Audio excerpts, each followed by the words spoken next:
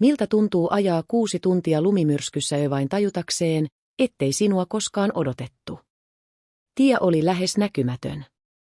Lumi hakkasi tuulilasia armottomasti, pyyhkijät liikkuivat tauotta, mutta eivät pysyneet tahdissa. Moottorin tasainen ääni oli ainoa asia, joka piti minut hereillä, ja ajatus siitä, mitä odotti perillä. Koti. Tai ainakin se, mitä olin aina kutsunut kodiksi.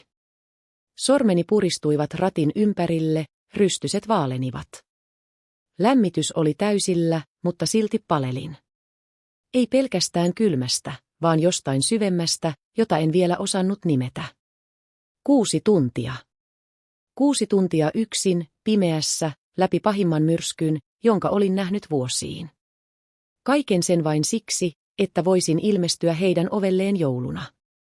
Yllättää heidät. Nähdä heidän kasvonsa, kun ovi avautuu. Kuvittelin sen hetken yhä uudelleen ajomatkan aikana. Äidin hymy. Isän yllättynyt nauru. Veljeni taputus olkapäälle. Olin kaivannut sitä enemmän kuin olin uskaltanut myöntää. Mutta jossain puolivälissä matkaa jokin alkoi tuntua oudolta. Ei viestejä. Ei kysymyksiä siitä, olinhan tulossa. Ei edes tavallista, ajo varovasti. Pelkkää hiljaisuutta. Ja silti minä jatkoin ajamista. Koska joskus toivo on äänekkäämpi kuin totuus. En vielä tiennyt, että se ovi, jolle olin matkalla, ei koskaan ollut tarkoitettu avautumaan minulle. Moottorin ääni alkoi tuntua raskaalta, melkein uupuneelta, aivan kuten minä. Tie jatkui loputtomana valkoisena nauhana edessäni. Lumimyrsky ei ollut hellittänyt hetkeäkään. Jokainen kilometri vaati keskittymistä, jokainen ohitus oli riski. Mutta en hidastanut. En voinut. Olin päättänyt tulla. Radiosta ei kuulunut mitään muuta kuin kohinaa, joten sammutin sen kokonaan. Hiljaisuus täytti auton. Se ei ollut rauhoittavaa hiljaisuutta, vaan sellaista, joka pakottaa kuuntelemaan omia ajatuksiaan liiankin tarkasti. Milloin viimeksi olin oikeasti ollut heidän kanssaan? Ei pikaisella vierailulla. Ei pakollisella syntymäpäiväsoitolla. Vaan oikeasti osa perhettä. Puraisin huultani ja vilkaisin puhelinta, joka lepäsi matkustajan penkillä. Ei viestejä. Ei puheluita. Ei mitään. Yritin vakuuttaa itselleni, että se ei tarkoittanut mitään. Että he olivat vain kiireisiä joulun valmisteluissa. Että tämä olisi sen arvoista. Mutta jokin sisälläni kuiskasi toista. Muistin viime joulun. Olin jäänyt kotiin yksin, tekosyiden varjolla. Tämä vuosi on vähän hankala. Tehdään ensi vuonna kunnolla. Heidän äänensä olivat olleet lämpimiä, mutta etäisiä. Ja silti minä uskoin. Uskoin, että tämä vuosi olisi erilainen. Siksi olin pakannut auton täyteen lahjoja. Siksi olin ajanut tuntikausia myrskyn läpi. Siksi sydämeni hakkasi nyt nopeammin jokaisen kilometrin myötä. Koska jossain syvällä jo halusin vain tuntea kuuluvani johonkin. Vaikka kaikki merkit viittasivat siihen, etten koskaan oikeasti kuulunut. Pihaan kaartaminen tuntui epätodelliselta.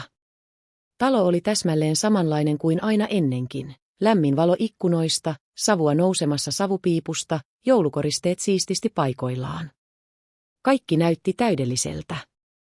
Hetken ajan annoin itseni hengittää. Tämä oli sen arvoista, kuiskasin hiljaa. Sammutettuani moottorin maailma hiljeni äkillisesti. Vain tuuli ulvoi ympärilläni. Sydämeni hakkasi kovempaa nyt, kun olin perillä. Käteni tärisivät hieman, kun tartuin lahjakassiin ja astuin ulos kylmyyteen. Lumi narskui jalkojen alla, kun kävelin ovelle. 1 askel. Sitten toinen. Hymyilin, hermostuneesti, mutta aidosti. Ja sitten koputin. Sisältä kuului liikettä. Askeleita. Ääniä. Joku nauroi hiljaa. Sydämeni keveni. Ovi aukesi, mutta vain vähän. Juuri sen verran, että näin veljeni kasvot. Hän ei näyttänyt yllättyneeltä. Ei iloiselta. Hän hymyili, mutta se ei ollut lämmin hymy. Se oli vino, lähes huvittunut. Hän nojasi ovea vasten, pitäen sen tiukasti paikoillaan, kuin estäen minua näkemästä sisälle. Et sä tajunnut vihjettä, hän sanoi kevyesti, melkein naurahtaen. Katsoin häntä, en täysin ymmärtäen. Mitä? Hän huokaisi, kuin olisin ollut vaivalloinen.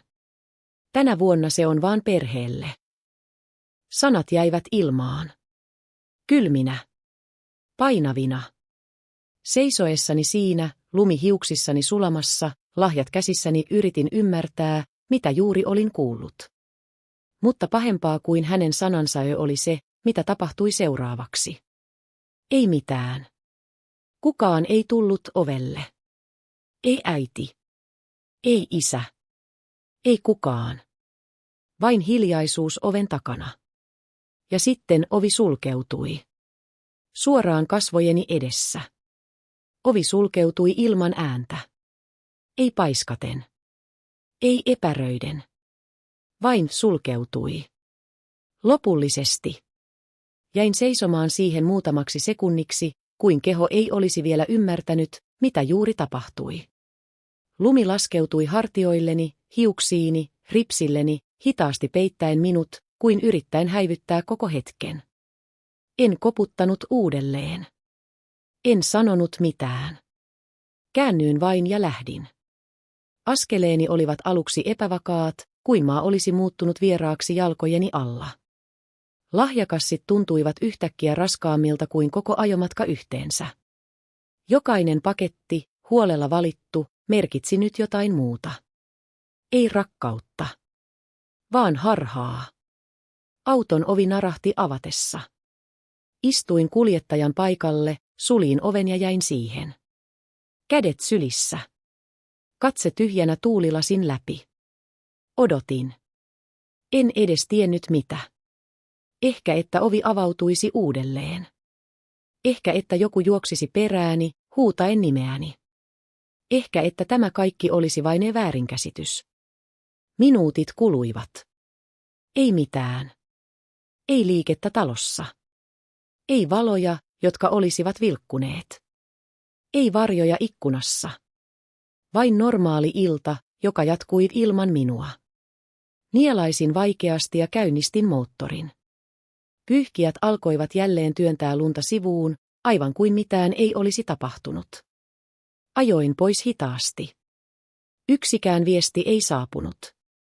Yksikään puhelu ei tullut. Se oli ehkä pahinta.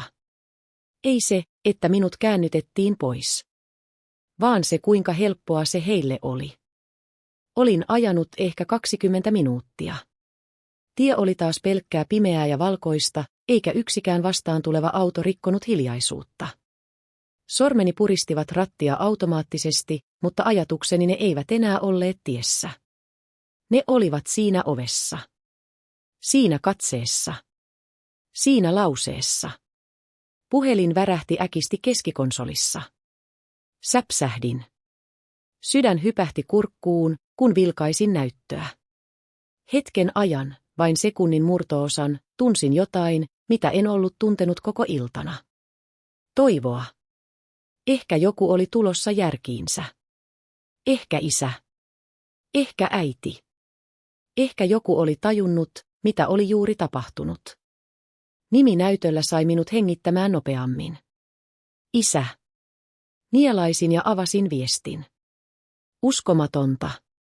Se oikeasti luuli, että se oli tervetullut. Sormeni jähmettyivät. Luin sen uudelleen. Ja uudelleen. Sanat eivät muuttuneet. Ei selitystä. Ei katumusta. Ei edes yritystä pehmentää sitä. Vain totuus. Raaka, kylmä ja täysin vailla epäilystä. Se ei ollut väärinkäsitys. Se ei ollut hetken impulssi. Se oli suunniteltu. Tarkoituksellinen. Hengitykseni muuttui raskaaksi. Rintaa puristi tavalla, joka ei ollut pelkkää surua enää. Jokin sisälläni siirtyi. Hiljaa. Huomaamatta. Se osa minusta, joka oli aina yrittänyt ymmärtää, antaa anteeksi, selittää heidän käytöstään. Se osa alkoi kadota. Puhelin värähti uudelleen. Toinen viesti, mutta ei minulle. Se oli jatkoa keskustelulle, johon minun ei koskaan pitänyt kuulua. Ja juuri siinä hetkessä ymmärsin jotain lopullista. En ollut koskaan ollut osa sitä perhettä. Olin vain joku, jonka he sallivat olla lähellä. Kunnes eivät enää halunneet. Tie jatkui edessäni, mutta en enää nähnyt sitä samalla tavalla. Kaikki tuntui kirkkaammalta. Ei valon takia, vaan siksi, että jokin minussa oli viimein lakannut valehtelemasta itselleen. Isän viesti paloi yhä mielessäni. Jokainen sana kuin naarmu, joka ei enää satuttanut samalla tavalla vaan paljasti totuuden. Muistot alkoivat nousta pintaan, yksi kerrallaan. Sellaisia, joita olin vuosien ajan selittänyt pois, pienentänyt, unohtanut tarkoituksella. Nyt ne näyttivät erilaisilta. Terävämmiltä. Rehellisemmiltä. Muistin syntymäpäivän, jolloin olin odottanut koko päivän heidän soittoaan. Ei tullut. Myöhemmin näin kuvan, he kaikki yhdessä illallisella. Hymyilemässä. Ilman minua. Me ajateltiin, että olit kiireinen. Muistin, kuinka veljeni sai aina kaiken huomion. Uudet mahdollisuudet. Tuen. Ymmärryksen. Minä sain selityksiä. Sun pitää vaan olla kärsivällinen. Muistin hetket, jolloin olin yrittänyt kertoa, miltä minusta tuntui. Ne katseet. Se vaivaantunut hiljaisuus. Ja sitten aiheen vaihto. Aina aiheen vaihto. Puristin rattia tiukemmin. Tämä ei alkanut tänään.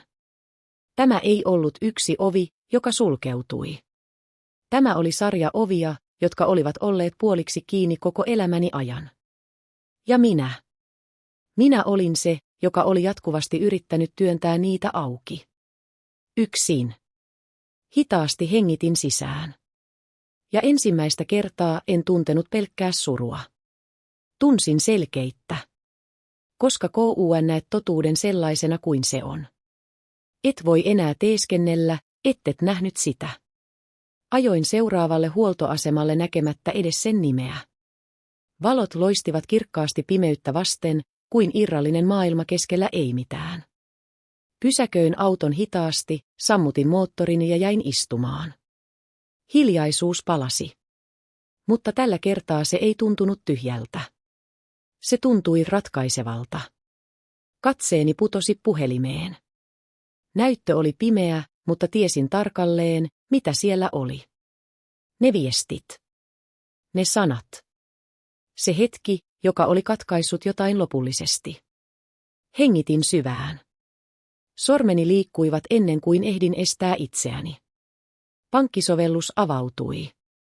Kirjauduin sisään automaattisesti, niin monta kertaa olin tehnyt tämän ennenkin. Maksanut laskuja. Siirtänyt rahaa. Hoitanut meidän asioita. Perheen asioita. Ironista, eikö? Selasin listaa. Sähkö. Vesi. Vakuutukset. Asuntolaina, johon nimeni oli lisätty vain muodollisuutena. Kaikki kulki minun kauttani. Kaikki. Pysähdyin hetkeksi. Sormeni leijuivat näytön yllä. Vanha minä kuiskasi vielä kerran. Älä tee tätä. He ovat silti perhettä. Mutta uusi ääni oli rauhallisempi. Selkeämpi. Eivät he koskaan kohdelleet sinua sellaisena. Klik. Yksi peruutus. Toinen. Kolmas. Automaattiset maksut, pois. Tilinkäyttöoikeudet, poistettu. Yhteydet, katkaistu. Yksi kerrallaan. Ei raivolla. Ei kyynelillä. Vaan kylmällä tarkkuudella. Kun olin valmis, laskin puhelimen hitaasti syliini. Kädet eivät enää tärisseet. Rintaa ei enää puristanut. Katsoin tuulilasin läpi lumisateeseen. Ja ensimmäistä kertaa sinä iltana tunsin hallitsevani jotain. En heitä, vaan itseäni. Heräsin seuraavana aamuna autossa. En muistanut nukahtaneeni. Huoltoaseman valot olivat yhä päällä, mutta taivas oli muuttunut harmaaksi. Lumi oli lakannut, jättäen jälkeensä oudon hiljaisuuden, kuin maailma olisi pidättänyt hengitystään. Hetken ajan en liikkunut. Sitten muistin. Kaiken. Kurotin hitaasti puhelimeni. Näyttö syttyy ja sekunnissa koko kehoni jännittyy. 43 vastaamatonta puhelua. Ilmoitukset täyttivät näytön. Viestejä. Ääniviestejä. Sama nimi toistui yhä uudelleen. Isä. Äiti. Veli. Kaikki. Kulmakarvani kohosivat hieman, ei yllätyksestä, vaan vahvistuksesta. Se oli alkanut. Avasin yhden viestin. Voitko selittää, mitä tapahtuu? Sähköt ei toimi. Toinen. Onko tää joku virhe? Meidän maksut on kadonneet. Kolmas. Vastaa nyt heti. Sävy muuttui jokaisessa viestissä. Sekavuudesta turhautumiseen. Turhautumisesta paniikkiin. Ja sitten pelkoon. Pyyhkäisin alas ja avasin ääniviestin. Isän ääni täytti auton. Käheä. Epävakaa. Ei lainkaan se itsevarma sävy, johon olin tottunut. Kuule, meidän pitää puhua. Soita takaisin. Tämä ei ole hauskaa enää. Tauko. Hengitys. Ja sitten hiljempaa. Ole kiltti, älä tee tätä. Suljin viestin ilman reaktiota. En hymyillyt. En nauranut. En tuntenut voitonriemua. Vain tasapainoa. Ensimmäistä kertaa he olivat samassa paikassa, missä minä olin ollut vuosia. Epävarmoja. Ulkopuolella. Riippuvaisia jostain, mitä eivät enää hallinneet. Laskin puhelimen viereen ja katsoin eteenpäin. Heidän maailmansa oli alkanut hajota. Hiljaa. Täsmälleen samalla tavalla kuin omani oli hajonnut kauan sitten. Istuin edelleen autossa, mutta jokin oli muuttunut. Ei ulkona, vaan minussa. Puhelin makasi vieressäni, näyttö vilkkui yhä uusista viesteistä. En edes avannut niitä enää. En tarvinnut. Tiesin jo, miltä ne kuulostivat. Epätoivo ei ole koskaan hienovaraista. Käynnistin moottorin hitaasti. Tällä kertaa en epäröinyt. En jäänyt odottamaan mitään. Ei anteeksi pyyntöä. Ei selitystä. Ei sulkeutumista. Koska totuus oli tämä. He eivät koskaan oikeasti menettäneet minua sinä yönä. He menettivät minut paljon aikaisemmin. Sinä yönä minä vain lakkasin yrittämästä. Auto liukui pois huoltoasemalta, tie avautui eteeni kirkkaampana kuin edellisenä iltana. Lumimyrsky oli ohi. Taivas oli vaalea, melkein tyyni. Symbolista. Hymyilin kevyesti, ei ilosta, vaan ymmärryksestä. Joskus oikeus ei tule huutamalla. Se ei tarvitse draamaa, ei kostoa, ei suuria sanoja. Joskus oikeus on yksinkertaisesti sitä, että lakkaat antamasta niille ihmisille pääsyn sinuun, jotka eivät koskaan arvostaneet sitä. Ja annat heidän kohdata elämän ilman sitä, mihin he tottuivat. Ilman sinua. Vilkaisin vielä kerran taustapeiliin. En nähnyt taloa. En nähnyt menneisyyttä. Vain tien, joka jäi taakse. Ja edessä. Jotain, mikä oli vihdoin minun. Oma rauha. Oma arvo. Oma elämä. Ja jos tämä tarina osui johonkin sinussa. Muista tämä. Kaikki siteet eivät ole rakkautta. Ja kaikki hyvästit eivät ole menetyksiä. Joskus ne ovat alku. Jos haluat lisää tällaisia tarinoita, Tarinoita totuudesta, rohkeudesta ja hiljaisesta oikeudesta, tilaa kanava, jätä kommenttia, kerro, mitä sinä olisit tehnyt.